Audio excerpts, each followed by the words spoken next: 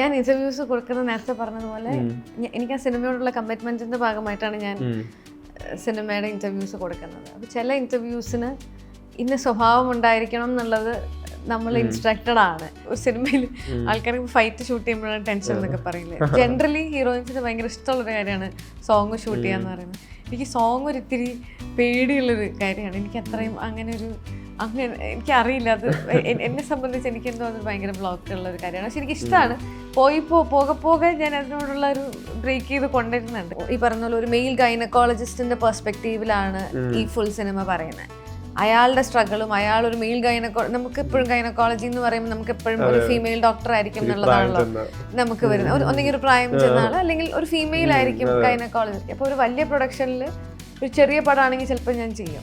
പക്ഷെ ഒരു വലിയ പടം, ഒരു പുതിയ പ്രൊഡക്ഷൻ ചെയ്യുന്നു എന്ന് പറഞ്ഞാൽ ചിലപ്പോൾ ഞാൻ അതിൽ 2 പ്രാവശ്യം ആലോചിക്കും ചെയ്യണമെന്നുള്ളത്. കാരണം അവരത് എങ്ങനെ കൊണ്ട് ബിസിനസ് ചെയ്യുന്നു, എങ്ങനെ മാർക്കറ്റ് ചെയ്യുന്നു എന്നൊക്കെ ഇതിൻ്റെ കൂടെ ഞാൻ ആലോചിക്കും. ചില സമയങ്ങളിൽ ഭയങ്കര സീസണൽ കഥകൾ വരാറുണ്ട്. ഒരേ കഥ ഒരേ പാറ്റേണുള്ള കഥ പലതരത്തിലാക്കിയിട്ട് സിനിമകൾ വരാറുണ്ട്.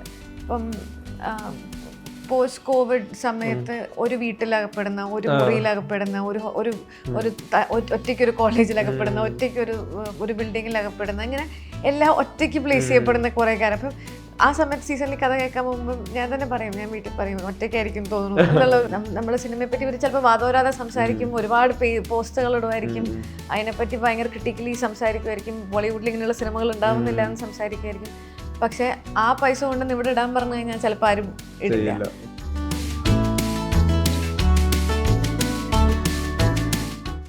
ദ ക്യൂ ഷോ ടൈമിൽ Nikhila Vimal, welcome. Thank you. ആദ്യം ചോദിക്കാനുള്ളത്, നിഖിലയുടെ ഒരു കരിയറിലെ സിനിമകളുടെ എണ്ണവും നിഖില ഇൻഡസ്ട്രിയുടെ പാർട്ടായിട്ടുള്ള വർഷങ്ങൾ തമ്മിൽ നോക്കുമ്പോൾ ഭയങ്കര ഡിഫറൻസ് ഉണ്ട്. ഇത്രയും ലോങ് ജേണിയാണ്, എന്നാൽ കുറച്ച് സിനിമകൾ ചെയ്തിട്ടുള്ളൂ. അതിൽ ഈ പറഞ്ഞ പഠനം ഇതെല്ലാം അതിൻ്റെ പാർട്ടായി വരുന്നുണ്ട്. ഒപ്പം മറ്റു ഭാഷകളിലും സിനിമകൾ ചെയ്യുന്നുണ്ട്. ഇപ്പോൾ വാഴയും പോർത്തുഗലും വരുമ്പോഴത്തേക്കും തമിഴിലെ ഭയങ്കര രസമുള്ളൊരു സ്പേസും കൂടെ അവിടെ മാർക്ക് ചെയ്യുന്നുണ്ട്. മലയാളത്തിലും പാരലൽ സിനിമകൾ വരുന്നു. ഈ 2 ഭാഷകളിൽ സിനിമകൾ ചെയ്യുന്നത്, ഒന്ന് മദർ ടങ്കാണ് ചിന്തിക്കുന്നത്, അതിൽ ഇംപ്രവൈസ് ചെയ്യാനുള്ള ഇമോഷണൽ ഇംപ്രവൈസേഷൻ പോലും മദർ ടങ്ങിൽ സാധ്യതകളുണ്ട്. തമിഴിൽ പോകുമ്പോൾ അതിന് ലിമിറ്റേഷൻ ഉണ്ട്. ഒരു പോയിന്റിൽ നമുക്ക് കിട്ടുന്ന സ്ക്രിപ്റ്റ്, ടെക്സ്റ്റ്, അതിലാണ് വർക്ക് ചെയ്യുന്നത്. ഈ 2 ഭാഷകളിൽ അഭിനയിക്കുന്നത്, പെർഫോം ചെയ്യുന്നത്, ഇതിൻ്റെ റിസൾട്ട് നിഖില പേഴ്സണലി കാണുന്നത് എങ്ങനെയാണ് ശരിക്കും? എനിക്ക് തമിഴും ആക്ച്വലി ഇങ്ങനെയൊക്കെ തന്നെയാണ്. ഞാൻ ചിന്തിക്കുന്നത്, അവിടെ എത്തിക്കഴിഞ്ഞാൽ ഞാൻ ചിന്തിക്കുന്നതും ഞാൻ സംസാരിക്കുന്നതും ഒക്കെ തമിഴിൽ തന്നെയാണ്. അപ്പോൾ എനിക്ക് അങ്ങനെ വലിയ ഡിഫറൻസ് അങ്ങനത്തെ കാര്യങ്ങളിൽ ഫീൽ ചെയ്യാറില്ല.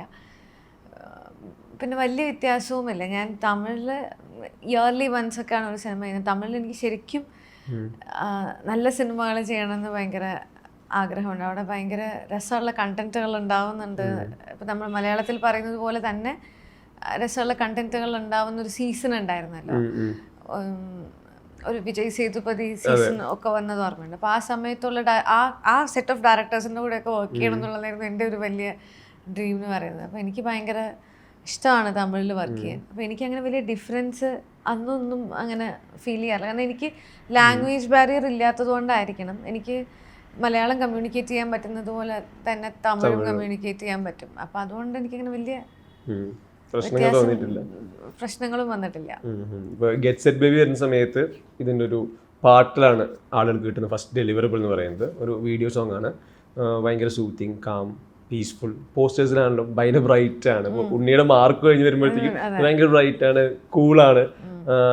ആളുകൾക്ക് ഒരു ഈസി വാച്ച് ഒക്കെ പറയുന്ന പോലെ സിനിമയെ അപ്രോച്ച് ചെയ്യാൻ പറ്റുന്ന അത്തരത്തിലൊരു നോഷൻ അവിടെ ഉണ്ട്. നിഖിലയ്ക്ക് ശരിക്കും ഗെറ്റ് സെറ്റ് ബേബി എന്താണ്, ഈ സിനിമയിൽ എന്താണ് നിഖിലയുടെ ഒരു കിക്ക് പോയിന്റ് എന്ന് പറയുന്നത്? ഈ ഉണ്ണിയുടെ കാര്യം പറഞ്ഞ പോലെ തന്നെയാണ്. ഞാനും അങ്ങനെ ഒരു കളർഫുൾ സിനിമ ചെയ്തിട്ട് കുറേ നാളായി.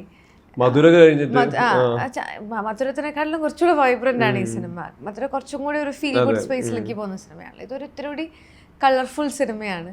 കളർഫുൾ സിനിമ എന്ന് പറയുമ്പം എന്നാൽ അതിൽ ഇമോഷൻസ് ഉണ്ട്, ഫാമിലി ഡ്രാമ ഉണ്ട്, ഒരു ബ്രീസി ഫാമിലി സ്റ്റോറീസ് ഉണ്ട്, മൾട്ടിപ്പിൾ ക്യാരക്ടേഴ്സിൻ്റെ ഫാമിലി സ്റ്റോറീസ് പറയുന്നുണ്ട്. അപ്പോൾ അങ്ങനെയൊക്കെ നോക്കുമ്പോൾ ഞാൻ അങ്ങനത്തെ ഒരു അർബൻ സെറ്റപ്പിലാണ് പറയുന്നത്. അപ്പം അങ്ങനെ വളരെ റെയറായിട്ടാണ് ഈ അർബൻ സെറ്റപ്പിലുള്ള സിനിമകൾ കിട്ടാറുള്ളത്.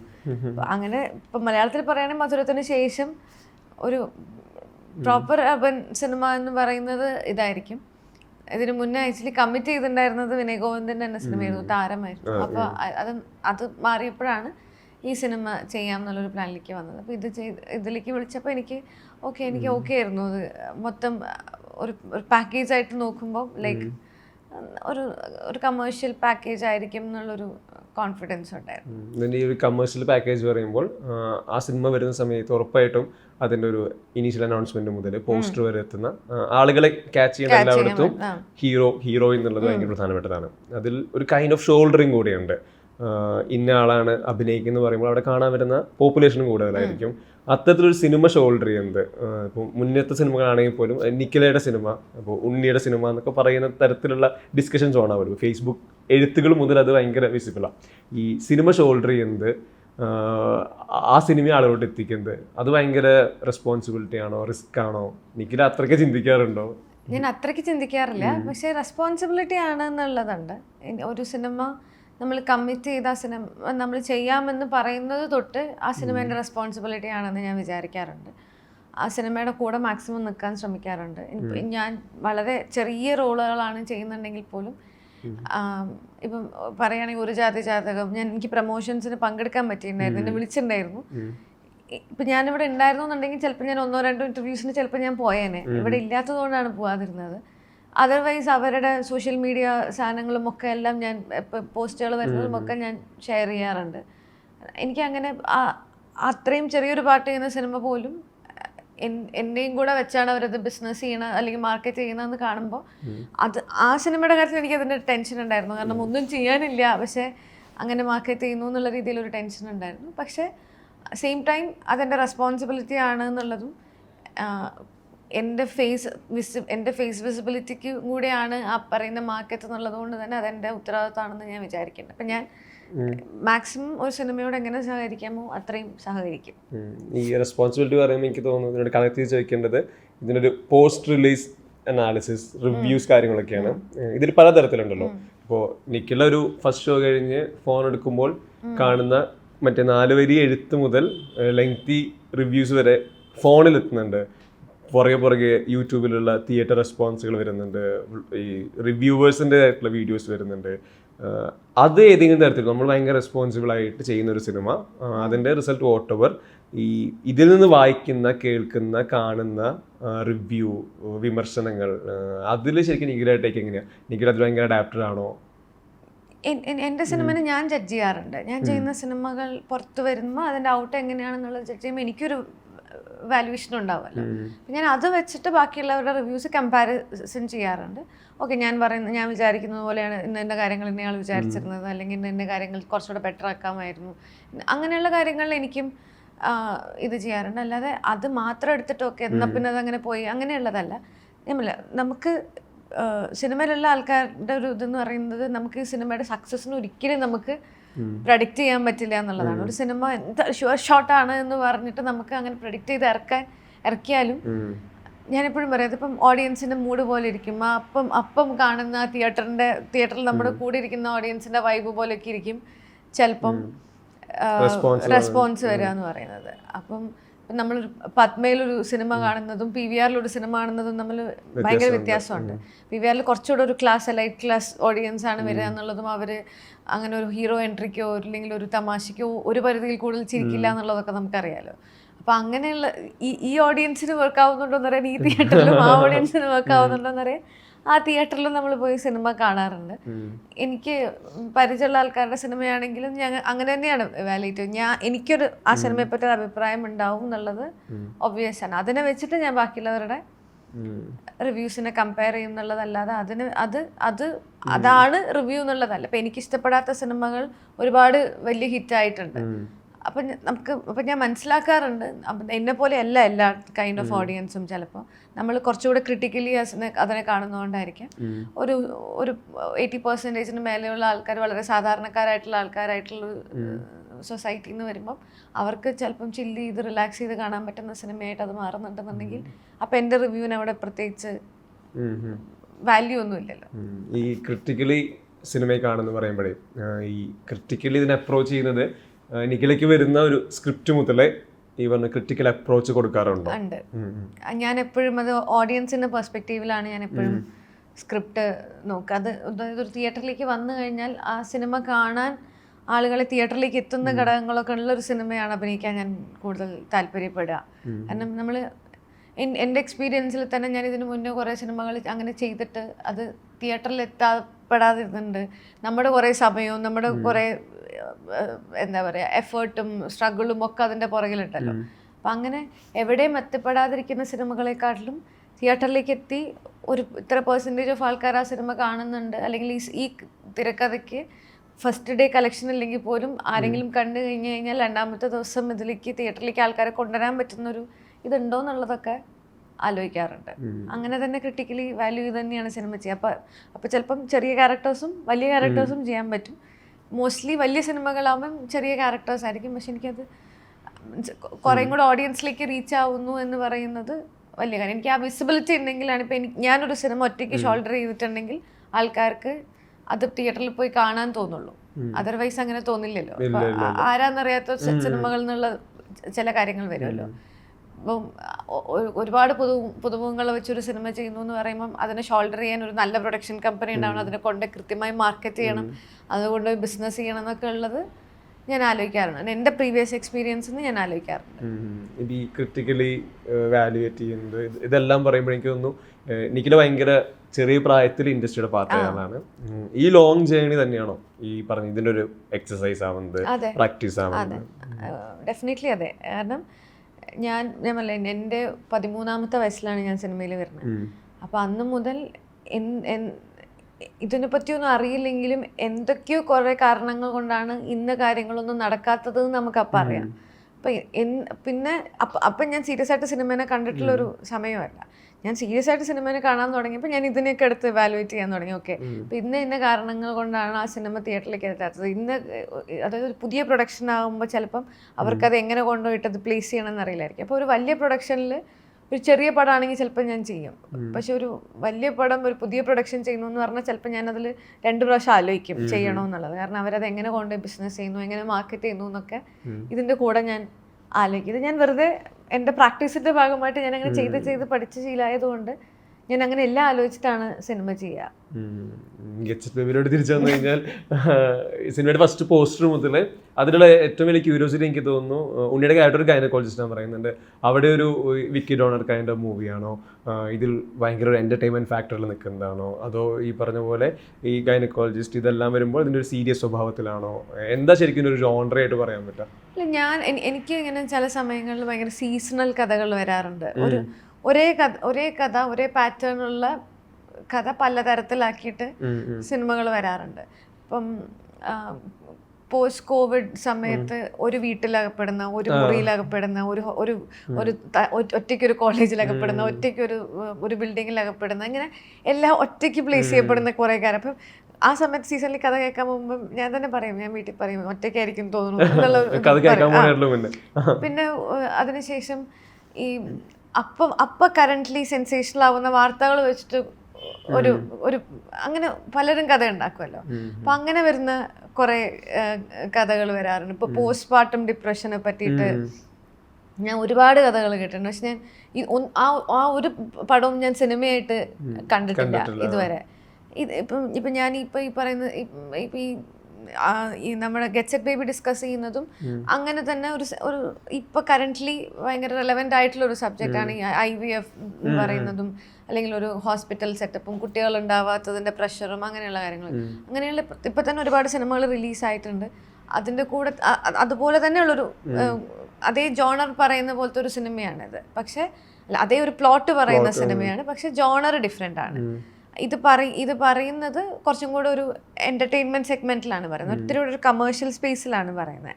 അപ്പം അതിനൊരു വ്യത്യാസം ഉണ്ടാവുമല്ലോ. അങ്ങനെ ഒരു വ്യത്യാസം ഈ സിനിമയ്ക്ക് ഉണ്ടായിരുന്നു. ഇത് ഈ പറഞ്ഞ പോലെ ഒരു മെയിൽ ഗൈനക്കോളജിസ്റ്റിന്റെ പെർസ്പെക്റ്റീവിലാണ് ഈ ഫുൾ സിനിമ പറയുന്നത്. അയാളുടെ സ്ട്രഗിളും, അയാൾ ഒരു മെയിൽ നമുക്ക് എപ്പോഴും ഗൈനക്കോളജി എന്ന് പറയുമ്പോൾ നമുക്ക് എപ്പോഴും ഒരു ഫീമെയിൽ ഡോക്ടർ ആയിരിക്കും എന്നുള്ളതാണല്ലോ നമുക്ക് വരുന്നത്. ഒന്നെങ്കിൽ ഒരു പ്രായം ചെന്ന ആൾ, അല്ലെങ്കിൽ ഒരു ഫീമെയിൽ ആയിരിക്കും ഗൈനക്കോളജി. അപ്പം ഇവിടെ തന്നെ IVF-ലൊക്കെ സ്പെഷ്യലൈസ് ചെയ്തിരിക്കുന്നതും ഒക്കെ കുറേ മെയിൽ ഡോക്ടേഴ്സാണ് ഇവിടെ കൂടുതലുള്ളത്. അപ്പം നമുക്കെപ്പോഴും ഇപ്പം എന്നോട് ചോദിക്കുകയാണെങ്കിലും ഒരു ഗൈനക്കോളജിസ്റ്റിനെ കാണാൻ പോകണമെന്ന് ചോദിച്ചു കഴിഞ്ഞാൽ ഞാൻ പെട്ടെന്ന് ഏതായാലും ഫീമെയിൽ ഗൈനക്കോളജിസ്റ്റിനെ ഞാൻ അന്വേഷിക്കുള്ളൂ. അപ്പം അങ്ങനെ ഉള്ളൊരു ഇതിൽ വർക്ക് ചെയ്യുന്ന ഗൈനക്കോളജിസ്റ്റുകൾക്ക് പല പ്രശ്നങ്ങളും ഉണ്ടാവും. അവർ ഇപ്പോൾ ഒരു പൊസിഷനിൽ എത്തിയിട്ടുണ്ടെങ്കിൽ ആ പൊസിഷനിലേക്ക് എത്താൻ വേണ്ടിയിട്ടുള്ള അവരുടെ സ്ട്രഗിൾസ് ഉണ്ടാവും. അപ്പം അങ്ങനെ പല കാര്യങ്ങളും കൂടെ ഡിസ്കസ് ചെയ്യുന്ന സിനിമയാണ്. ഞാൻ പറഞ്ഞ പോലെ മൾട്ടിപ്പിൾ ഫാമിലീസിൻ്റെ പ്രശ്നങ്ങളുണ്ട്. ഇപ്പം സുരഭി ചേച്ചിയും സുധീഷ് ചേട്ടനുണ്ട്, അവരുടെ ഒരു ഫാമിലി ഉണ്ട്. ഷിബില ചെമ്പൻ ചേട്ടൻ്റെ ഫാമിലി ഉണ്ട്. ഞാനും ഉണ്ണിയും ഒരു ഫാമിലിയാണ്. അപ്പം നമുക്ക് എല്ലാവരുടെയും പ്രശ്നങ്ങളും പല പല പെർസ്പെക്റ്റീവ് എന്ന് പറയുന്നത് പോലെ ഒരു കഥയായിട്ട് എനിക്ക് തോന്നിയോണ്ടാണ് ഇത്. അതായത് ഇത് മാത്രം കാണാനായിട്ട് ചിലപ്പോൾ ആൾക്കാർക്ക് വരാൻ താല്പര്യം ഉണ്ടാവില്ല. ഇപ്പോൾ വലിയൊരു സെറ്റപ്പിൽ ഇതും കൂടെ പറയുമ്പം കുറേയും കൂടെ ആൾക്കാരിലേക്ക് പോകും എന്നൊരു തോന്നൽ എനിക്ക് ഉണ്ടായിരുന്നു. അപ്പോൾ അതുകൊണ്ട് തന്നെ ഇപ്പോൾ വിനയ് ഗോവിന്ദൻ്റെ മേക്കിങ്ങിനും ഭയങ്കര ഡിഫറൻസ് ഉണ്ട്. പുള്ളി കുറച്ചുകൂടെ ഒരു വൈബ്രൻറ്റ് സിനിമകൾ മേക്ക് ചെയ്യാൻ ഇഷ്ടപ്പെടുന്ന ഒരാളാണ്. ഭയങ്കരമായിട്ട് കളർഫുൾ ഫ്രെയിംസും റിച്ച് ഫ്രെയിംസും ഒക്കെ ഭയങ്കര ഇഷ്ടമുള്ള ഒരാളാണ്. അപ്പോൾ അങ്ങനെ ഒരു പെർസ്പെക്റ്റീവും കൂടെ ആ കഥയ്ക്ക് വരുന്നുണ്ട്. ഈ സിനിമയിൽ അഭിനയിക്കുന്ന സമയത്ത് അഭിനയിച്ചു കഴിഞ്ഞാൽ ആദ്യ സിനിമയ്ക്ക് തിയേറ്ററിൽ കാണുമ്പോൾ ഒരു ഫ്രെയിമിൽ കാണുവാണല്ലോ, വലിയ സ്ക്രീനിലൊക്കെ കാണുമ്പോൾ. അപ്പോൾ ഈ പറഞ്ഞ പോലെ സിനിമ അത്ര സീരിയസ് ആയി കാണാത്തൊരു നിഖിലയ്ക്ക് ഭയങ്കര എക്സൈറ്റ്മെന്റ് ഉണ്ടായിരിക്കണമെന്നില്ല. എനിക്ക് എപ്പോഴും എക്സൈറ്റ്മെന്റ് ഇല്ല.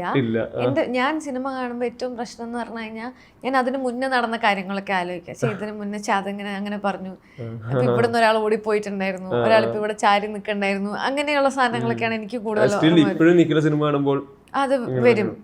ഞാനില്ലാത്ത സീനുകൾ കാണാനാണ് എനിക്ക് കൂടുതൽ ഇഷ്ടം. ഞാനുള്ള സീനുകളാവുമ്പോൾ എനിക്കറിയാം ഇതിന്റെ ബാക്ക്ഗ്രൗണ്ടിൽ ഇങ്ങനെയൊക്കെ നടന്നിട്ടുണ്ടാവും എന്നുള്ളത് എനിക്ക് അറിയുന്നത് കൊണ്ട് എനിക്ക് ഞാനുള്ള സീനുകൾ കാണുമ്പോൾ എനിക്ക് അങ്ങനെ തോന്നാറുണ്ട്. അല്ല, മിക്കപ്പോഴും ആർട്ടിസ്റ്റുകൾ ഇപ്പോഴും പറയാറ് ഈ ഹൈ എന്ന് പറയുന്ന ഒരു എക്സൈറ്റ്മെന്റ് ഫാക്ടർ എന്ന് പറയാറുണ്ട്. നിഖിലടി ലോങ് ജേർണി ഇങ്ങനെ പോയിക്കൊണ്ടിരിക്കുന്നുണ്ട്, മറ്റു ഭാഷകളിലും സിനിമ ചെയ്യുന്നുണ്ട്. അവിടെ എക്സൈറ്റ്മെന്റ് അല്ലെങ്കിൽ നിഖിലെ ഈ പറയുന്നൊരു ഫ്യൂവലാക്കുന്ന ഫയർ കൊണ്ടുപോകുന്ന എന്തായിരിക്കും ശരിക്കും? ഇല്ല, എനിക്ക് ഈ പ്രോസസ്സ് ഭയങ്കര ഇഷ്ടമാണ്. എനിക്ക് ആഫ്റ്റർ ഈ പറയുന്ന ഒരു സിനിമ കാണുന്നതിലും ഞാനൊരു സിനിമ മേക്കിംഗ് പ്രോസസ്സിലുള്ളത് എനിക്ക് ഭയങ്കര ഇഷ്ടമാണ്. എനിക്ക് ആ സമയത്ത് സെറ്റിൽ നടക്കുന്ന കാര്യങ്ങൾ ഇഷ്ടമാണ്. എനിക്ക് ആ പ്രോസസ്സിലേക്ക് നമ്മൾ എല്ലാവരും എത്തുന്നതും ഒരു സീൻ ക്രിയേറ്റ് ആവുന്നതും ഷോർട്ട് ഡിവിഷൻസ് പ്ലാൻ ചെയ്യുന്നതും അങ്ങനെ ക്യാമറ വെക്കുന്നതും അങ്ങനെയുള്ള എല്ലാ കാര്യങ്ങളും എനിക്ക് ഞാൻ ഭയങ്കര ക്യൂരിയസ് ആയിട്ടുള്ള ഒരാളാണ്. എനിക്കിതിൻ്റെ ആഫ്റ്റർ പ്രൊഡക്റ്റ് വരുമ്പോൾ എനിക്ക് എന്താ സംഭവിക്കുന്നത്, നമ്മൾ ഇഷ്ടപ്പെട്ട് നമ്മൾ ചൂസ് ചെയ്തൊരു സിനിമ അത് ആൾക്കാർക്കും ഇഷ്ടമാവുന്നു എന്ന് പറയുന്നത് എനിക്ക് ഭയങ്കര ഹൈ ആണ്.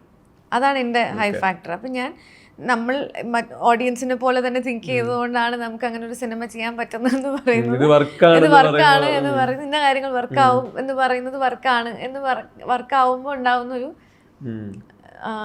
സന്തോഷം ഭയങ്കരമാണ്. എനിക്ക് എന്നെ സ്ക്രീനിൽ കാണുന്നത് അങ്ങനത്തെ വെച്ചാൽ ഞാൻ പറഞ്ഞില്ല, ഞാൻ അത്രയും ഭയങ്കര സിനിമയിൽ അഭിനയിക്കണം എന്ന് ആഗ്രഹം ഉണ്ടായിട്ട് സിനിമയിൽ വന്ന ഒരു സിനിമാ നടി ആവണം എന്ന് ആഗ്രഹിച്ച് വന്ന ആളല്ലാത്തത് കൊണ്ടായിരിക്കണം എൻ്റെ ഫോക്കസ് ഇങ്ങനെയുള്ള കാര്യങ്ങളിലൊക്കെയാണ് കൂടുതലാണ്. എനിക്ക് എന്നെ തന്നെ സ്ക്രീനിൽ കാണുന്നതിലും എനിക്ക് എൻ്റെ കൂടെയുള്ള ആക്ടേഴ്സ് പെർഫോം ചെയ്ത് കാണുന്നതൊക്കെ എനിക്ക് ഭയങ്കര എന്താ പറയുക, ഭയങ്കര ചെറിഷിങ് ആയിട്ടുള്ളൊരു കാര്യമാണ്. എനിക്ക് എൻ്റെ കൂടെ നമ്മളങ്ങനെ പ്രതീക്ഷിക്കാത്ത സമയത്ത് അവർ ഭയങ്കര നല്ലൊരു പെർഫോമൻസ് ഡെലിവറി ചെയ്യുന്നതൊക്കെ കാണുമ്പോൾ എനിക്ക് ഭയങ്കര ഒരു ഗൂസ്പം മൊമെന്റ് ഒക്കെയാണ്. ഞാൻ എപ്പോഴും പറയും, സുധീ കോപ്പ ഉണ്ടായിരുന്നു എൻ്റെ കൂടെ ലവ് 24 എന്ന ചാനൽ. എനിക്കൊന്നും കോപ്പയുടെ ആ സമയത്ത് കോപ്പ ഇൻഡസ്ട്രിയിൽ വന്നിട്ടേ ഉള്ളൂ, ഇനീഷ്യൽ സ്റ്റേജാണ്. അപ്പോൾ അതിൽ നമ്മളെല്ലാവരും കൂടി ഇരുന്ന് ചപ്പാത്തി കഴിക്കണ ഒരു സീനുണ്ട്. അപ്പോൾ ആ സീനിൽ ഒന്നുമില്ല, പുറത്തുനിന്ന് ഒരാൾക്ക് നോക്കുമ്പോൾ അത് വലിയ സംഭവമായിട്ടൊന്നും തോന്നില്ല. പക്ഷെ കോപ്പ അത് ഡെലിവറി ചെയ്ത് കാണുമ്പോൾ എനിക്ക് ഭയങ്കര എന്നൊരു 10 പ്രാവശ്യം കോപ്പ എപ്പോഴും പറയുന്നത് ഭയങ്കര രസമാണത്, ഭയങ്കര രസമായിട്ട് തോന്നി എന്നുള്ളത്. അതുപോലെ കൊത്തിൽ ആസിക്ക പെർഫോം ചെയ്യുന്ന സമയത്ത് നമ്മളവിടെ ഉണ്ടാവുമ്പോൾ ഭയങ്കര എന്ത് രസമാണ് നമുക്ക് തോന്നും. അപ്പൊ അങ്ങനെ എനിക്ക് അതൊക്കെയാണ് എനിക്ക് ഹൈ വരുന്ന കാര്യങ്ങൾ. ഈ സ്വന്തം പെർഫോമൻസ് കാണാൻ പറ്റില്ല എന്ന് പറയുമ്പോഴേ ഇതിൽ പെട്ടെന്ന് എനിക്ക് കാണാൻ പറ്റില്ല, എൻജോയ് ചെയ്യാൻ പറ്റാറില്ല എന്ന് പറയുന്നിടത്ത് എനിക്ക് ആഡ് ഓൺ ചെയ്യാൻ തോന്നുന്നത് ഈ പാട്ടുകൾ വരുമല്ലോ സിനിമകളിൽ, വിഷ്വലി നമ്മൾ കാണുന്നത് ഒരു സമയത്ത് ലിപ്പ് വെച്ച് പാടേണ്ട പോയിന്റുകൾ വരും. പിന്നെ അവിടെ നിന്ന് വിഷ്വലി പെർഫോം ചെയ്യാണ്. ഇപ്പോൾ ഗെറ്റ് ബേബിയിൽ പാട്ടെടുത്ത് തന്നെ അവിടെ നിങ്ങളുടെ ആക്ടിവിറ്റികളാണ്, കൂടെ പട്ടിക്കുട്ടിയുണ്ട്, ഇതെല്ലാം അവിടെ സംഭവിക്കുന്നു. ലിപ്പ് വെച്ച് പാടുന്നതും അല്ലാതൊരു പാട്ടിൽ പെർഫോം ചെയ്യുന്നതും ഇതിനൊരു വ്യത്യാസം ഉണ്ടോ? ഈ പാട്ടുകള് എങ്ങനെ പേഴ്സണലി കേൾക്കുന്ന എപ്പോഴും കാണുന്നത്? എനിക്ക് ലിപ്പ് വെച്ച് പാടാൻ തരാതിരുന്ന വലിയ സന്തോഷമാണ്. എനിക്ക് ഒരു മൊണ്ടാജ് ആയിട്ടാണ് പോണത് എന്നൊക്കെ പറഞ്ഞു കഴിഞ്ഞാൽ അവിടെ എവിടെയെങ്കിലും പോയി വർത്താനൊക്കെ പറഞ്ഞാൽ മതി എന്നൊക്കെ പറഞ്ഞാൽ ഓക്കെയാണ്. അതർവൈസ് എനിക്ക് പാട്ട് ഷൂട്ട് ചെയ്യുമ്പോൾ ഭയങ്കര ടെൻഷൻ. എനിക്ക് ഒരു സിനിമയിൽ ആൾക്കാർക്ക് ഫൈറ്റ് ഷൂട്ട് ചെയ്യുമ്പോഴാണ് ടെൻഷൻ എന്നൊക്കെ പറയില്ലേ. ജനറലി ഹീറോയിൻസിന് ഭയങ്കര ഇഷ്ടമുള്ളൊരു കാര്യമാണ് സോങ് ഷൂട്ട് ചെയ്യാന്ന് പറയുന്നത്. എനിക്ക് സോങ് ഒരിത്തിരി പേടിയുള്ളൊരു കാര്യമാണ്. എനിക്ക് അത്രയും അങ്ങനെ എനിക്കറിയില്ല, അത് എന്നെ സംബന്ധിച്ച് എനിക്കെന്തോ അതൊരു ഭയങ്കര ബ്ലോക്കുള്ള ഒരു കാര്യമാണ്. പക്ഷെ എനിക്കിഷ്ടമാണ്. പോകെ ഞാൻ അതിനോടുള്ള ഒരു ബ്രേക്ക് ചെയ്ത് കൊണ്ടുവരുന്നുണ്ട്. ഇപ്പം ഇഷ്ടമായി തുടങ്ങി. ഇപ്പം നമ്മള് ഗുരുവായൂരമ്പല നടയിലെ പാട്ടൊക്കെ ഭയങ്കരമായിട്ട് എൻജോയ് ചെയ്ത് ഷൂട്ട് ചെയ്ത പാട്ടാണ്. ഡാൻസും ലിപ്പും ഒക്കെ ഉണ്ട്. അപ്പൊ അവസാനം എന്നെ കുറെ ജനം അത് കഴിഞ്ഞ് എപ്പോഴും പറയും, എൻ്റെ അടുത്ത് ചീത്ത പറയാൻ പറഞ്ഞു, നീ ആ ലിപ്പും കൂടെ പാടിയത്. ഞാൻ പറഞ്ഞു എനിക്ക് രണ്ടും കൂടെ പറ്റുന്നില്ല, എന്നിട്ടാണ് ഞാൻ ചെയ്യാത്തത് എന്ന് പറയും. ചില സ്ഥലങ്ങളിലും മറ്റേ ലിപ്സിങ് മറന്നു പോകും ഞാൻ. ഡാൻസിൽ ഫോക്കസ് ചെയ്ത് ഇപ്പം നമ്മള് കുച്ചിപ്പുടി ചെയ്യുന്ന സമയത്ത് കുച്ചിപ്പുടി ആക്ച്വലി പാടി ചെയ്യണമെന്ന് പറയും. അപ്പം ഞാനത് എപ്പോഴും മറന്നു പോകും. ഞാൻ എപ്പോഴും ഇടയ്ക്ക് മാത്രം പാടും. ഇടയ്ക്ക് ഓർമ്മ വരുമ്പോഴേ ഞാൻ പാടുള്ളൂ. അപ്പം അമ്മ പറയും ഒന്നെങ്കിൽ മുഴുവൻ പാടുക, അല്ലെങ്കിൽ നീ പാടാതിരിക്കുക. അപ്പോൾ ഓർമ്മ വരുമ്പം പാടുമ്പോൾ വെച്ച് കഴിഞ്ഞാൽ പകുതിയിലിരിക്കുന്ന ഇടയ്ക്കെന്നൊക്കെ ഞാൻ ചിലപ്പോൾ പാടുക. എനിക്ക് അങ്ങനെ ഒരു ഉണ്ട്. അല്ല ഇതിലും ചോദിക്കാറ് അമ്മയെ പറ്റി പെട്ടെന്ന് പറഞ്ഞപ്പോൾ ഈ ഫിലിം മേക്കിംഗ് പ്രോസസ്സ് നേരത്തെ പറഞ്ഞത്. അപ്പൊ ഈ ചെറുപ്പത്തിൽ നന്നായിട്ട് എഴുതിയിരുന്നല്ലോ എനിക്കില്ല. ഈ ഫിലിം മേക്കിംഗ് പ്രോസസ്സ് ഇഷ്ടപ്പെടുന്ന, ഇതിന്റെ ടെക്നിക്കൽ സൈഡിൽ ക്രിട്ടിക്കലി സ്ക്രിപ്റ്റ് വാല്യൂറ്റ് ചെയ്യുന്ന, സിനിമ ജഡ്ജ് ചെയ്യുന്ന എനിക്കില്ല അങ്ങനെ ഒരു തോട്ട് എപ്പോഴും കൊടുത്തിട്ടുണ്ടോ? എഴുതണം, സ്ക്രീൻ പ്ലേ, സിനിമയുടെ ഒരു ബാക്ക് എൻഡിൽ വർക്ക് ചെയ്യണം. എനിക്ക് തോന്നാറുണ്ട്. പക്ഷെ എനിക്ക് അങ്ങനെ എഴുതാൻ പറ്റുമെന്നും എനിക്കറിയില്ല. കുറേ നാളായിട്ട് എഴുതാത്തതുകൊണ്ട് എനിക്കറിയില്ല എത്രത്തോളം എനിക്ക് അങ്ങനെ എഴുതാൻ പറ്റുന്നു. പക്ഷെ ചില സമയങ്ങളിൽ ചില ആൾക്കാർ വന്ന് കഥ പറയുമ്പം അതിൽ ആഡ് ഓൺ ചെയ്യില്ലേ, അതെനിക്ക്. അപ്പം ഞാൻ പക്ഷെ ഇപ്പം എനിക്ക് ആ കഴിവുണ്ടല്ലേ ഞാൻ അങ്ങനെ പറയും. എനിക്കങ്ങനെ പുതിയ കാര്യങ്ങൾ അതിൽ ആഡ് ഓൺ ചെയ്യാനോ അല്ലെങ്കിൽ എന്തെങ്കിലും ഇപ്പോൾ ഒരു എഴുതി വെച്ച സ്ക്രിപ്റ്റിൽ ഇങ്ങനെ ഇത് ചെയ്താൽ നന്നാവും, അല്ലെങ്കിൽ ഇതിവിടെ പറയണ്ട, ഇതിങ്ങനെ പറഞ്ഞാൽ നല്ലതായിരിക്കുമോ എന്നൊക്കെ തോന്നാറുണ്ട്. അല്ലാതെ എനിക്കൊരു ഫുൾ സ്ക്രിപ്റ്റിൽ കോൺട്രിബ്യൂട്ട് ചെയ്യാൻ പറ്റുന്നത് പോലെ ഞാൻ എഴുതുന്നത് പോലെ എനിക്ക് അറിയില്ല. കോൺട്രിബ്യൂഷൻ ചിലപ്പം പറ്റുമായിരിക്കും, എനിക്കറിയില്ല. ഞാൻ ചിന്തിക്കാറുണ്ട്, എന്നോട് എല്ലാവരും പറയാറുണ്ട് എഴുതണം എന്നൊക്കെ. പക്ഷെ എനിക്ക് അറിയില്ല, അതിലേക്ക് ഞാൻ അതിലേക്ക് എത്തിയിട്ടില്ല. ഈ സിനിമ ഇഷ്ടപ്പെടുന്ന ഒരു പോയിന്റ് വരുന്നു, ഇതിനൊരു കരിയറായി കാണുന്ന പോയിന്റ്. അവിടെ ഓട്ടോമാറ്റിക്കലി ചുറ്റും ബിൽഡാവുന്ന വേൾഡ് സെലിബ്രിറ്റി വേൾഡാണ്. ഈ പുറത്തൊരു സ്പേസിൽ പോകുമ്പോൾ കിട്ടുന്ന അറ്റൻഷൻ കാര്യങ്ങളെല്ലാം മാറ്റം വരുന്നുണ്ട്. നിഖിലയുടെ നോർമൽ ഡേ എന്ന് പറയുന്നത് ഈ പറഞ്ഞ പോലെ നിങ്ങൾ നോർമൽസി മാറുന്നുണ്ടല്ലോ. അത് നിഖിലാണ്, നിഖില വിമലാണ്, photo, selfie, whatever, mic, camera എല്ലാം വരുന്നുണ്ട്. ഈ അതുവരെ ഉണ്ടായിരുന്ന ലൈഫിലൊരു ചേഞ്ച് അവിടെ സ്റ്റാർട്ട് ചെയ്യുന്നത്. ഈ ചേഞ്ചിലോട്ട് അഡാപ്റ്റ് ആവുന്നത്, ഇതിൽ സർവൈവ് ചെയ്യുന്നത്, ഇത് രണ്ടും എങ്ങനെയാണ് കാണുന്നത്? അഡാപ്റ്റ് ആവാന്ന് പറയുന്നത് നമ്മൾ അഡാപ്റ്റ് ആവുമല്ലോ. ഓട്ടോയിൽ പോകുന്ന അതൊക്കെ. പക്ഷെ ഞാൻ എപ്പോഴും പറയാറുണ്ട്, അതായത് എനിക്ക് എൻ്റെ കാര്യങ്ങൾ ഇങ്ങനെയൊക്കെ ചെയ്യാൻ ഇഷ്ടമാണ്. എനിക്കിത് ഇങ്ങനെയൊക്കെ നടന്നു പോകുന്നതിൽ എനിക്ക് ബുദ്ധിമുട്ടൊന്നുമില്ല. അപ്പം അത് വേറൊരാൾക്കും അതിനകത്ത് ആലോചിച്ച് ബുദ്ധിമുട്ടുണ്ടാവേണ്ട കാര്യമില്ല. പണ്ട് എനിക്ക് ഞാൻ ഫസ്റ്റ് 2 തമിഴ് സിനിമയൊക്കെ ചെയ്ത് കഴിഞ്ഞ സമയത്ത് ഞാൻ നടന്ന് ഒരു ഡബ്ബിങ് സ്റ്റുഡിയോയിൽ പോകുന്ന വീഡിയോ വന്നിട്ടുണ്ടായിരുന്നു തമിഴിൽ. അപ്പം വളരെ സിമ്പിൾ ആയതുകൊണ്ട് ഞാൻ പറഞ്ഞു, സിമ്പിൾ ആയതുകൊണ്ടല്ല ഞാൻ, അതായത് ഒരു ഓട്ടോയിൽ ഇറങ്ങി ഞാൻ അതുവരെ ഓട്ടോയിലാണ് വന്നത്, അവിടെ നിന്നാണ് ഞാൻ നടന്നു പോയത് എന്നാണ് ഞാൻ പറയണത്. അപ്പം എനിക്കങ്ങനെ ഇപ്പം ആ സമയത്ത് എന്താണോ ഫെസിലിറ്റികൾ അത് യൂസ് ചെയ്യാൻ എനിക്ക് ബുദ്ധിമുട്ടില്ല. ഇപ്പം ഇവിടുന്ന് ഒരു ഓട്ടോയിൽ പോകണം എന്ന് പറഞ്ഞു കഴിഞ്ഞാൽ എനിക്ക് പൊക്കോന്ന് പറഞ്ഞാൽ ഞാൻ ഓട്ടോയിൽ പോകും, എനിക്ക് ഇഷ്ടമാണ് ഓട്ടോയിൽ പോകാൻ. അതിന് എന്നെ ആൾക്കാർക്ക് അഡാപ്റ്റ് ചെയ്യാൻ ബുദ്ധിമുട്ടുണ്ടാവുക എന്ന് പറയുന്ന സ്പേസിലാണ് ഞാനുള്ളത്. ഞാനതിനോട് അഡാപ്റ്റ് ചെയ്തു, എനിക്കതിൽ സർവൈവ് ചെയ്യലും വലിയ ബുദ്ധിമുട്ടായിട്ട് ഫീൽ ചെയ്യുന്നില്ല. അപ്പം ഞാൻ അത് പറയാറുണ്ട്, അതായത് എനിക്ക് സിനിമയുടെ പ്രൊമോഷൻസിന് വരുമ്പം സിനിമയുമായിട്ട് ബന്ധപ്പെട്ട കാര്യങ്ങൾ ചെയ്യുമ്പോൾ ഉണ്ടാകുന്ന പോലത്തെ ഒരു ലൈഫ് അല്ലാത്ത ദിവസങ്ങളിൽ. സോ അല്ലാത്ത ദിവസങ്ങളിൽ എന്നെ ഞാനായിട്ട് വിട്ട് കഴിഞ്ഞാൽ എനിക്ക് ഓക്കെയാണ്, ഞാൻ ഭയങ്കര ഹാപ്പിയാണ്. എനിക്കിപ്പം രാവിലെ എഴുന്നേറ്റ് എൻ്റെ കാര്യങ്ങളൊക്കെ ചെയ്യുക, എൻ്റെ ഭക്ഷണം ഉണ്ടാക്കുക, എൻ്റെ കാര്യങ്ങൾ ചെയ്യാന്ന് പറയുന്നത് എനിക്കൊരു ഭാരമായിട്ട് തോന്നാറില്ല, ഇഷ്ടമുള്ള കാര്യമാണ്. അത് അങ്ങനെ ചെയ്യുന്നത് കൊണ്ട് ഞാനൊരു സിനിമാ നടി ആവുന്നില്ല എന്നും എനിക്ക് തോന്നാറില്ല. അത് ആൾക്കാർ ചിന്തിക്കുന്നതാണ് അങ്ങനെയും തോന്നുന്നു. പണ്ട് മുതലും എല്ലാവരും എനിക്ക് അങ്ങനെ അറിയാവുന്ന ഏറ്റവും വലിയൊരു ആക്ടറാണ് ഉർവശി ചേച്ചി. പക്ഷെ ഉർവശി ചേച്ചി ഇതൊക്കെ ചെയ്യുന്നത് ഞാൻ കണ്ടിട്ടുണ്ട്, അവർ വളരെ നോർമലായിട്ട് കാര്യങ്ങൾ ചെയ്യുന്നത് ഞാൻ കണ്ടിട്ടുണ്ട്. അപ്പം എനിക്കങ്ങനെ അവർക്കൊക്കെ അങ്ങനെ നിൽക്കാണ്ടെങ്കിൽ നമുക്ക് എന്താ അങ്ങനെ നിൽക്കണേന്ന് ബുദ്ധിമുട്ടില്ലല്ലോ. ഇതിലിപ്പോ സർവൈവൽ പറഞ്ഞപ്പോഴേ പലപ്പോഴും ഈ നടിമാര് അവർ സർവൈവ് ചെയ്യുന്ന രീതികൾ മാറാറുണ്ട്. ഒരു പോയിന്റ് കഴിഞ്ഞാൽ പലപ്പോഴും അമ്മ കഥാപാത്രങ്ങൾ ആ രീതിയിലോട്ട് സീരിയോടിപ്പിക്കലി പ്ലേസ്ഡ് ആവാറുണ്ട്. ഇവരുടെ ലോങ് ജേർണി ഒരു ഫൈനൽ ലാപ്പ് വരെ ഓടിയെത്തുന്ന ആളുകളുടെ എണ്ണവും ഭയങ്കര കുറവാണ് കമ്പാരിറ്റീവ്ലി ടു മെയിൽ ആക്ടേഴ്സ്. ഈ പറഞ്ഞ പോലെ എക്സെപ്ഷൻ ഉണ്ട്, പൂർവ്വശി ചേച്ചി ഉള്ളവരൊക്കെ ഉണ്ട്.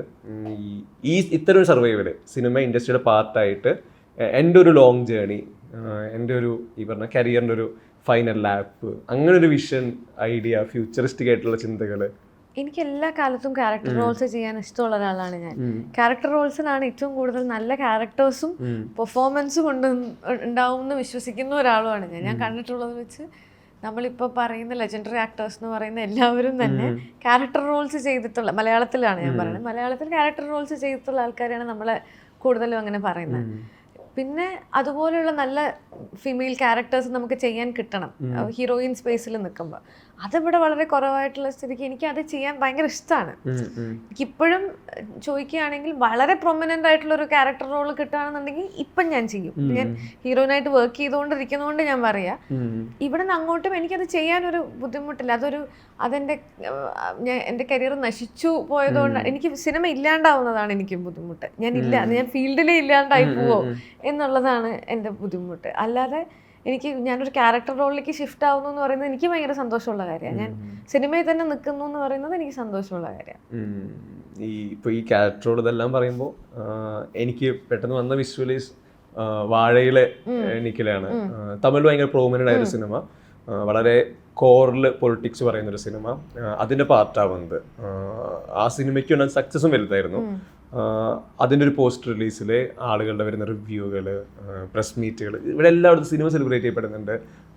അത്തരത്തിൽ ഈ വാഴയുടെ ഒരു ടേക്ക് അവേ ശരിക്കും എന്താ ഒരു ആഫ്റ്റർ എല്ലാം കഴിഞ്ഞിട്ട്? വാഴ എനിക്ക് വേറൊരു എക്സ്പീരിയൻസ് തന്നിട്ടുള്ള സിനിമയാണ്.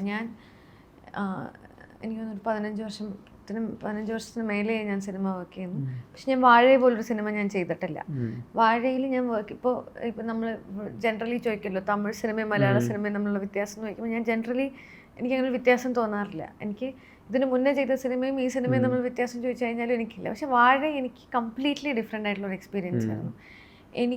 ഞാൻ ഈ അൺലേൺ ചെയ്യുന്നതും കുറേ കാര്യങ്ങൾ അൺലേൺ ചെയ്യുന്നതും കുറേ കാര്യങ്ങൾ അഡ്ജസ്റ്റ് ചെയ്യുന്നതും കുറേ കാര്യങ്ങളിൽ ഞാനിത് പ്രൊഫഷണലി ഞാനിതിനെ ഡീൽ ചെയ്യണമെന്നൊക്കെ ഞാൻ തിരിച്ചറിയുന്നൊരു സ്പേസ് ആയിരുന്നു എനിക്ക് വാഴ. അപ്പം എനിക്ക് എൻ്റെ കരിയറിൽ നോക്കുകയാണെങ്കിൽ ആ സിനിമയുടെ ഒരു സക്സസ് എന്ന് പറയുന്നത് എനിക്ക് എങ്ങനെ എടുക്കണ്ടേന്ന് അറിയാത്ത സ്പേസ് ഉണ്ട് ആ സിനിമ. അത് ഞാൻ ഭയങ്കര ഹാപ്പിയാണ് എല്ലാമാണ്. പക്ഷെ എനിക്ക് ആ സിനിമ ഷൂട്ട് ചെയ്യുന്ന സമയം മുഴുവൻ ഞാൻ ഭയങ്കര കൺഫ്യൂസ്ഡ് ആയിരുന്നു.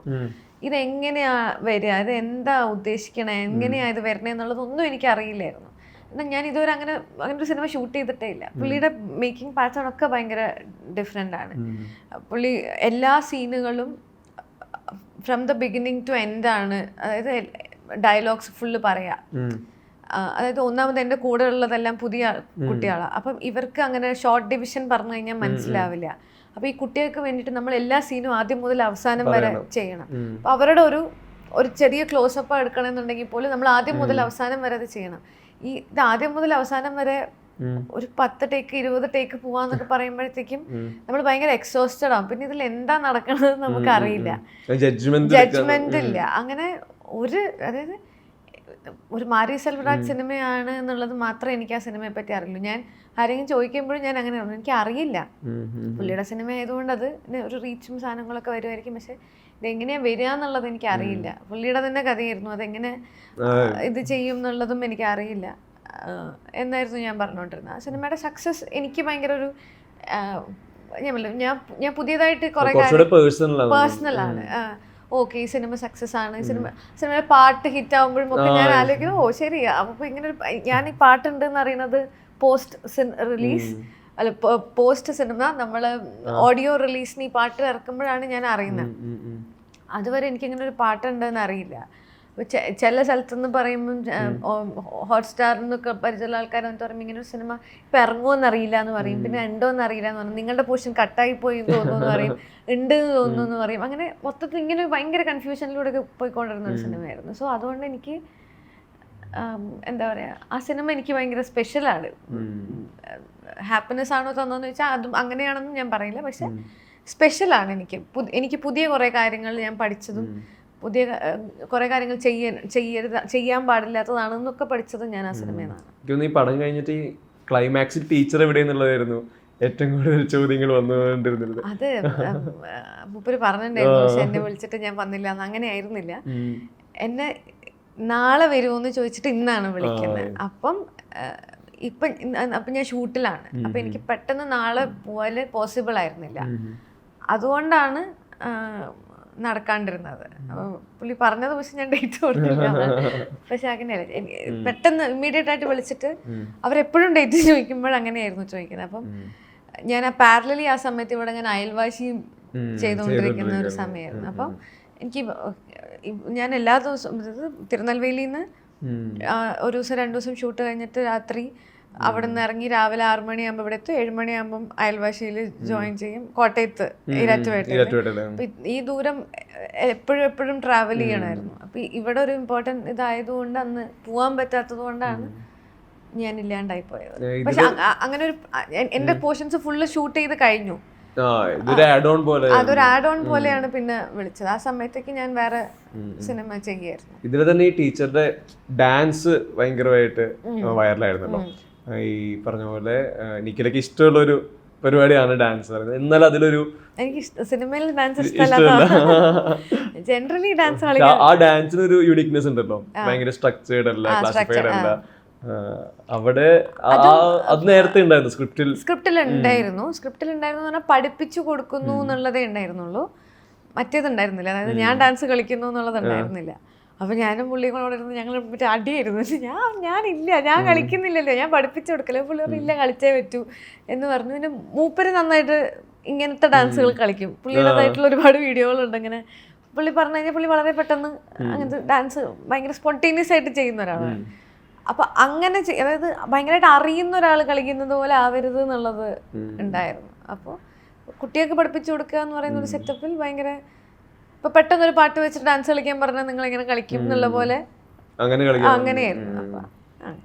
ഈ അവസാനം ചോദിക്കുകയാണെങ്കിൽ ഈ ഇന്റർവ്യൂസ് ഒരു സിനിമയുടെ പ്രീ പ്രൊമോഷൻ, പ്രീ റിലീസ് ഈവെന്റുകളിലെ ഏറ്റവും പ്രധാനപ്പെട്ട ഘടകമായി മാറിയിട്ടുണ്ട്. ഒരു കൾച്ചർ പോലൊരു സ്വഭാവം വരുന്നുണ്ട്. അതിൽ തന്നെ നിഖിലയുടെ ഇന്റർവ്യൂസ് ഈ തഗ് കാര്യങ്ങളൊക്കെ ആയിട്ട് അതിൻ്റെ ഒരു ഡിസ്കഷൻ പാരലലി നടക്കുന്നുണ്ട്. ഈ ഇന്റർവ്യൂസ് ഇപ്പം വാഴയെ വരുമ്പോൾ പോലും വാഴയെ പോലൊരു സിനിമയുടെ മുകളിൽ ഡിസ്കഷൻ വന്ന് നിഖിലയുടെ ഇന്റർവ്യൂസ് ആയിരുന്നു പാരലലി. നിഖിലയോടത്ത് ആ ഇന്റർവ്യൂ മറ്റേ ഇന്റർവ്യൂ, അതിലെ തഗ്ഗുകൾ യൂട്യൂബിൽ വീഡിയോ വരുമ്പോൾ ചില പോർഷൻ വന്ന് കട്ട് ചെയ്തെടുത്തിട്ടുള്ള വീഡിയോസ്. ഈ ഇന്റർവ്യൂ കൾച്ചറിനെ നിഖില ബീങ് ഇന്റർവ്യൂഡ് മറ്റേ അഗെയിൻ ആൻഡ് അഗെയിൻ പല സിനിമകൾക്ക് ചിലപ്പോൾ ഒരു ദിവസം തന്നെ 10 ഇന്റർവ്യൂ, ഈ പ്രോസസ്സിനെ ഓരോ തവണയും ആക്ച്വലി ഒരു പോയിന്റ് നിഖില മടുക്കുമ്പോൾ ഇത് പുറത്ത് കാണിക്കാൻ പറ്റില്ല. വളരെ കൂളായി വന്ന് വളരെ കാമായി വന്ന് ഇന്റർവ്യൂ കൊടുക്കും വേണം. ഈ കൾച്ചറിനെ ഇതിന്റെ പാർട്ടാവുന്നതാണ് എങ്ങനെ കാണുന്നത്? ഞാൻ ഇന്റർവ്യൂസ് കൊടുക്കുന്നത് നേരത്തെ പറഞ്ഞതുപോലെ എനിക്ക് ആ സിനിമയോടുള്ള കമ്മിറ്റ്മെന്റിന്റെ ഭാഗമായിട്ടാണ് ഞാൻ സിനിമയുടെ ഇന്റർവ്യൂസ് കൊടുക്കുന്നത്. അപ്പോൾ ചില ഇന്റർവ്യൂസിന് ഇന്ന സ്വഭാവം ഉണ്ടായിരിക്കണം എന്നുള്ളത് നമ്മൾ ഇൻസ്ട്രക്റ്റഡ് ആണ്. ഇപ്പം ഗുരുവായൂരമ്പല നടയിലാണെങ്കിലും കഥയുന്നവരുടെ ഒക്കെ ആണെങ്കിലും നമുക്ക് ഫൺ ഇന്റർവ്യൂസ് ആയിരിക്കണം. അതാണ് ആൾക്കാരിലേക്ക് കൂടുതലായിട്ട് പോയി റീച്ച് ആവുക എന്നുള്ളത് കൊണ്ട് തന്നെ അതിന് ഫൺ ഇന്റർവ്യൂസ് ആക്കിയിട്ട് പ്രസന്റ് ചെയ്യണം എന്നുള്ളത് ആർട്ടിക്കുലേറ്റ് ചെയ്യുന്ന ആ രീതിയിലാണ്. അപ്പം നമ്മൾ എന്ത് പറഞ്ഞു കഴിഞ്ഞാലും അത് ഫണ്ണായിരിക്കണം. അപ്പം നമ്മൾക്ക് സിജു ഉണ്ടായിരുന്നു. അപ്പം ഞാൻ പ്രൊമോഷൻ്റെ സമയത്ത് നമ്മൾ ആദ്യം പറയുന്നു അറിയില്ല, ഞാൻ പറഞ്ഞു എനിക്കറിയാം, ഞാൻ ഓക്കെയാണ്, ബേസിലേട്ടൻ ഈ പറയുന്നതിന് നിൽക്കും, സിജു നിൽക്കും, നമ്മളൊക്കെ ആണെങ്കിലും മറ്റു ബാക്കി പിള്ളേരൊക്കെ ആണെങ്കിലും നിൽക്കും, അനശ്വരയാണെങ്കിലും കുഴപ്പമുണ്ടാവില്ല. രാജുവേട്ടൻ്റെ കാര്യത്തിൽ നമുക്ക് എങ്ങനെയായിരിക്കും എന്നുള്ളതുണ്ടായിരുന്നു. പക്ഷെ പുള്ളിയും ആ സിനിമയുടെ സ്വഭാവത്തിനനുസരിച്ചിട്ടുള്ള ഇതിലാണ് പുള്ളിയും അതിനു വേണ്ടി നിന്നത്. എനിക്ക് ജനറലി ഭയങ്കര എക്സോസ്റ്റിംഗ് ആയിട്ടുള്ള ഒരു കാര്യമാണ് ഇന്റർവ്യൂ എന്ന് പറയുന്നത്. കാരണം സാധാരണഗതിയിൽ ആൾക്കാർ ഇന്റർവ്യൂ കൊടുക്കുന്ന പോലെ അല്ലല്ലോ. ഞാനത് കഴിഞ്ഞൊരു സീസണിൽ നിലനിൽക്കുന്നുണ്ട്. അതാണ് എൻ്റെ ഒരു ബേസിക് പ്രശ്നം. നിങ്ങൾ സാധാരണ ഇപ്പോൾ ഒരാൾ ഇന്റർവ്യൂ കൊടുത്താൽ ആ സിനിമയുടെ പ്രൊമോഷൻ കഴിഞ്ഞു വീട്ടിൽ പോവും, പിന്നെ അടുത്ത സിനിമയുടെ പ്രൊമോഷന് വരുന്ന ഇന്റർവ്യൂ. ഞാനും അത് തന്നെയാണ് ചെയ്യണത്. പക്ഷെ അത് എൻ്റെത് കുറച്ച് സസ്റ്റെയിൻ ചെയ്ത് പോകുന്നത് കൊണ്ട് എനിക്കത് ഭയങ്കര എക്സോസ്റ്റിംഗ് ആണ്. എനിക്ക് എന്നെ പറ്റി അത്രയും ആൾക്കാർ ഡിസ്കസ് ചെയ്യുന്നത് ഇഷ്ടമല്ല. എനിക്ക് ഞാൻ പറഞ്ഞല്ലോ, സിനിമ ഇല്ലാത്തപ്പോൾ എനിക്ക് വേറൊരു ലൈഫാണ്. ഞാൻ വളരെയധികം ഒറ്റയ്ക്ക് ഇരിക്കാനും എൻ്റെ കാര്യങ്ങൾ ചെയ്യാനും എൻ്റെ ബുക്സ് വായിക്കാനും എൻ്റെ വീട്ടിലെ TV കാണാനും കുക്ക് ചെയ്യാനും ഒക്കെ ഇഷ്ടമുള്ള എനിക്ക് വേറൊരു ലൈഫാണ്. അപ്പം അതിനിടയ്ക്ക് എനിക്ക് ഇത് ഭയങ്കര അത്രയും നാൾ എന്നെ ഇങ്ങനെ വലിച്ചിടുമ്പോൾ എനിക്കിത് ഇത്തിരി ബുദ്ധിമുട്ടായിട്ട് ഫീൽ ചെയ്യാറുണ്ട്. പിന്നെ ഒന്നും ഇതിപ്പോൾ ആരോട് പറഞ്ഞിട്ട് പ്രത്യേകിച്ച് കാര്യമൊന്നുമില്ല. ഇപ്പം എത്രത്തോളം ചെയ്യരുതെന്ന് പറയുന്നു അത്രത്തോളം ചെയ്യുകയുള്ളൂ. അപ്പം പിന്നെ അത് പുതിയ മീഡിയയുടെ സ്വഭാവമാണ്, ഒന്നും ചെയ്യാൻ പറ്റില്ല. നിങ്ങൾ ഇതിലേക്കാണ് നിങ്ങളൊക്കെ ട്രെയിൻഡ് ആയിക്കൊണ്ടിരിക്കുന്നത്. ഒരു പരിധി വരെ ഇതൊന്നും ചെയ്യാൻ റാൽഫിന് ചിലപ്പം താല്പര്യം ഉണ്ടാവില്ല. വേറൊരു തരം ജേർണലിസം, വേറൊരു തരം മീഡിയ സെറ്റപ്പിലൊക്കെ വർക്ക് ചെയ്യണമെന്നൊക്കെ ആഗ്രഹം ഉണ്ടാവാം. പക്ഷെ ഇതിലേക്ക് വന്നുപെടുന്നത്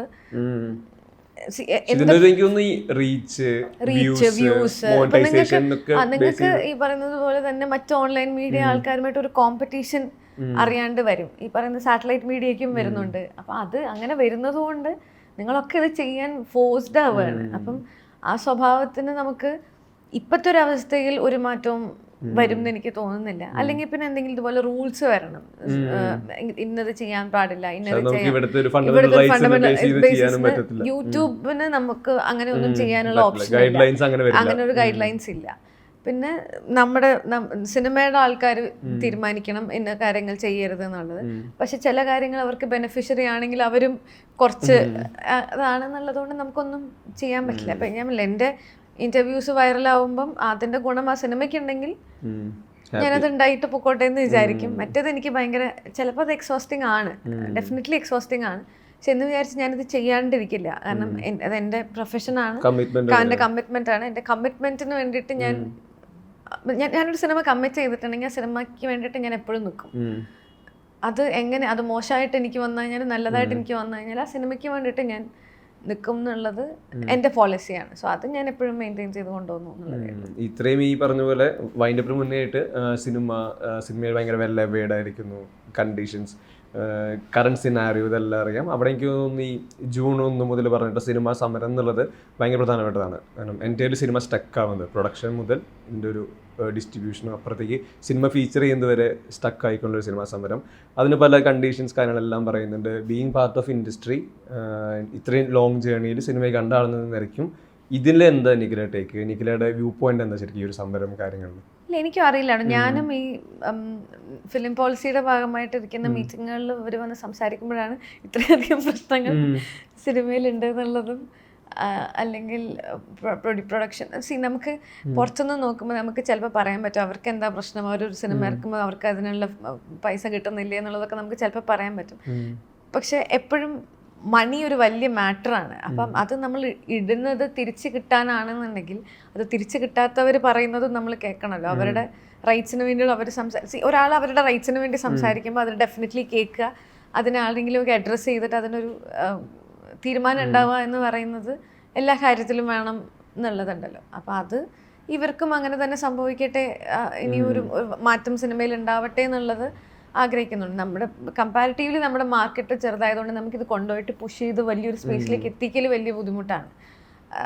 പുറത്തുനിന്നുള്ള ആൾക്കാർ നമ്മുടെ സിനിമ കാണാൻ ഇഷ്ടമാണെന്നുണ്ടെങ്കിലും നമ്മുടെ സിനിമ വാങ്ങാനോ നമ്മുടെ സിനിമയെ അത് കാണിക്കില്ല. നമ്മുടെ സിനിമയെ പറ്റി ഇവർ ചിലപ്പോൾ വാദോരാതെ സംസാരിക്കും, ഒരുപാട് പോസ്റ്റുകൾ ഇടുമായിരിക്കും, അതിനെപ്പറ്റി ഭയങ്കര ക്രിട്ടിക്കലി സംസാരിക്കുമായിരിക്കും, ബോളിവുഡിൽ ഇങ്ങനെയുള്ള സിനിമകൾ ഉണ്ടാവുന്നില്ല എന്ന് സംസാരിക്കുമായിരിക്കും. പക്ഷെ ആ പൈസ കൊണ്ടൊന്ന് ഇവിടെ ഇടാൻ പറഞ്ഞു കഴിഞ്ഞാൽ ചിലപ്പോൾ ആരും ഇടില്ല.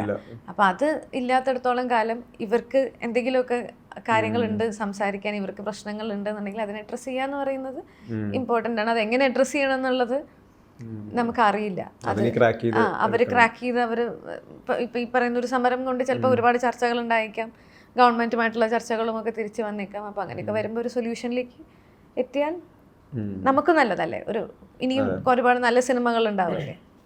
അപ്പോൾ എന്തായാലും എല്ലാവിധ ആശംസകളും ഗെറ്റ്സ് ഇറ്റ് ബേബിക്കും വരാൻ പോകുന്ന എല്ലാ സിനിമകളും കരിയറിനും. Thank you.